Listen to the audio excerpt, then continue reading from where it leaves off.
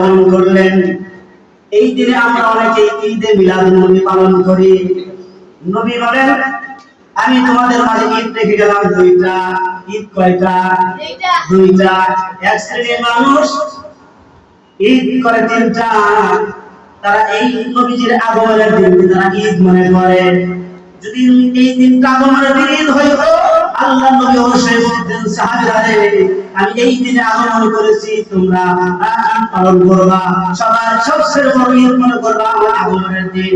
তাহলে নবী বলে গেছেন, উম্মতের আরে আমি দুনিয়া থেকে থাকি আর না থাকি, এই দিনে তোমরা রোজা রাখবা, এই দিনে রোজা রাখবা।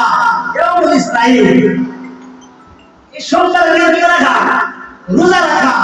কিন্তু আমরা বিশ্বকার রোজা রাখি না, সোমবার রোজা রাখি না। আমরা বছরে একবার নবীকে ভালোবাসি, কুররাতুল আইন করি। নবীর নাম যখন আসে আমরা চোখে এরকমভাবে ধুলা দেই, চোখের বাজার এরকমভাবে থুতু দেই, চোখে এরকম কুররাতুল আইন করি। এই কুররাতুল আইন করে নবী মুহাম্মদের আদর্শ পাওয়া যাবে না, নবীকে পাওয়া যাবে না, নবীর প্রেরণা পাওয়া যাবে না। এরা হাজিরি মিলাদুন নবী সম্পর্কে আলোচনা করলে লম্বা সময় প্রয়োজন। আর মিলাদুন নবী আলোচনা করলে সওয়াব আছে, না করলে কোনো গুনাহ না। কিন্তু সিরাতুন নবী আল্লাহ তাআলা যদি ঠিক না করি তাহলে জান্নাত পাই না। এবার চিন্তা করে সিরাতুন নবী পালন করবেন নাকি মিলাদুন নবী পালন করবেন? সিরাতুন নবী পালন করলে সিরাত যদি আপনার ভিতরে আসে, নবীর মহব্বত যদি আপনার ভিতরে আসে, তাহলে আপনি নবীর আদর্শ আমরা অনুবাদ করতে পারবেন।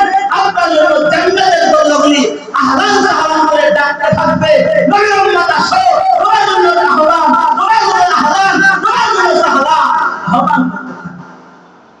আর যদি মিলাদুন নবী পালন করলাম, সিরাতুন নবী আনলাম না, মুখে দাড়ি আনলাম না, নামাজ পড়লাম না, নবীর মাথায় দিলাম না, পাঞ্জাবি পড়লাম না, বছরে একবার কুররাতুল আইন করলাম, এতে নবীর সুপারিশ পাওয়া যাবে না।